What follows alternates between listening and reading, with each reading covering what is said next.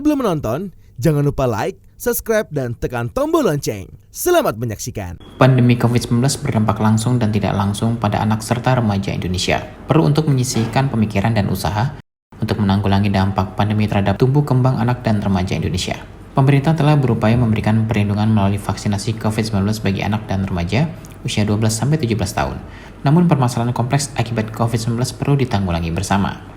Target capaian herd immunity bertambah dari sebelumnya 181,5 juta sasaran menjadi 208 juta sasaran karena sudah boleh memvaksinasi anak dan remaja usia 12-17 tahun, seperti dikatakan Dr. Siti Nadia Tarmizi, juru bicara vaksinasi COVID-19 Kementerian Kesehatan. Pelaksanaan vaksinasi dengan sasaran usia 12-17 tahun dilaksanakan di fasilitas layanan kesehatan serta di sekolah-sekolah. Dr. Nadia berpesan agar orang tua selalu menjaga anak-anak mereka melalui penerapan protokol kesehatan. Kalau kita bicara mengenai yang mendapatkan dosis kedua, ini juga masih cukup jauh ya. Artinya kalau kita lihat kan tadi baru sekitar 16,9 juta yang mendapatkan dosis kedua. Dalam arti ini adalah cakupannya kurang lebih 7%. Nah, kalau untuk yang dosis pertama, ini kita tahu 43 juta atau 15%. Jadi memang ini yang harus kita kejar dalam waktu 7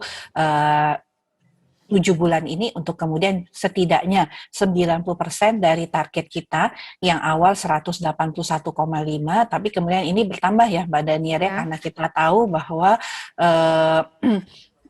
jumlah yang mendapatkan vaksin COVID-19 sampai saat ini kan sudah ada diberikan pada rentang usia remaja yaitu 12-17 tahun sehingga total target vaksinasi kita itu menjadi 208 juta orang sasaran.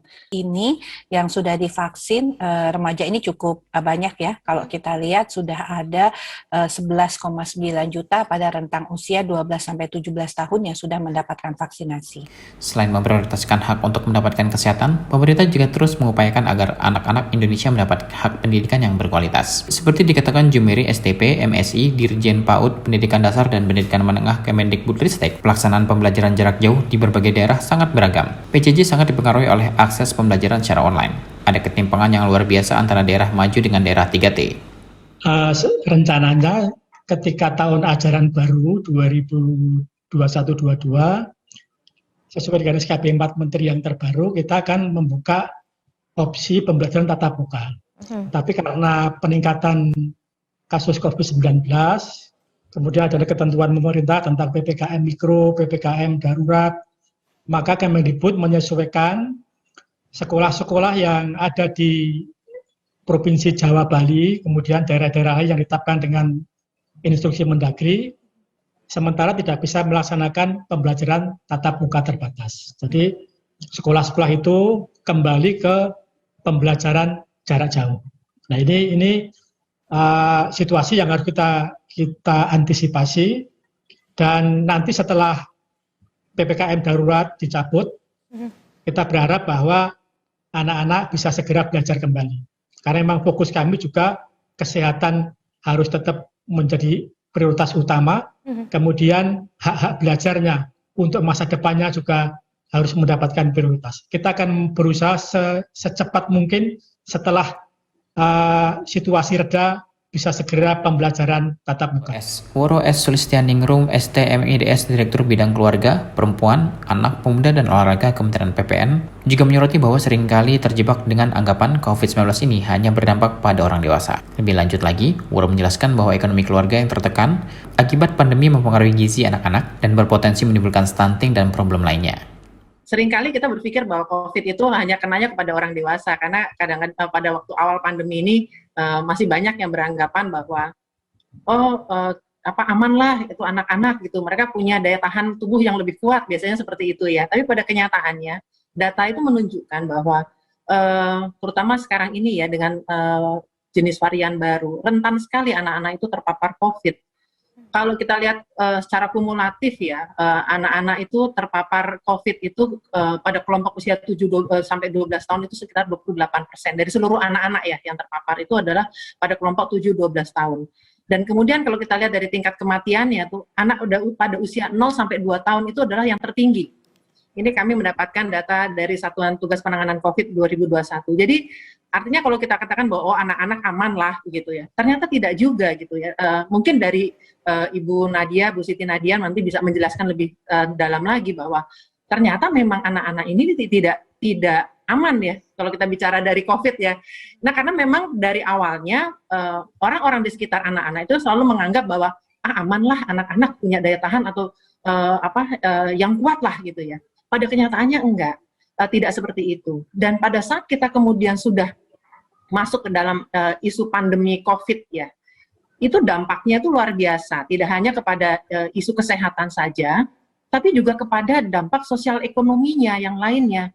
Jadi pada saat kita bicara dampak sosial ekonomi, ini macam-macam yang dialami oleh anak-anak dan menimbulkan kerentanan yang luar biasa pada anak-anak. Jadi kalau kita lihat dari berbagai survei-survei yang dilakukan selama ini ya, pada saat kita sekarang pandemi ini kan banyak sekali kajian-kajian, survei-survei dari berbagai lembaga-lembaga yang dilakukan, itu ternyata dampak pandemi COVID ini menimbulkan kerentanan dari sisi ekonomi kan.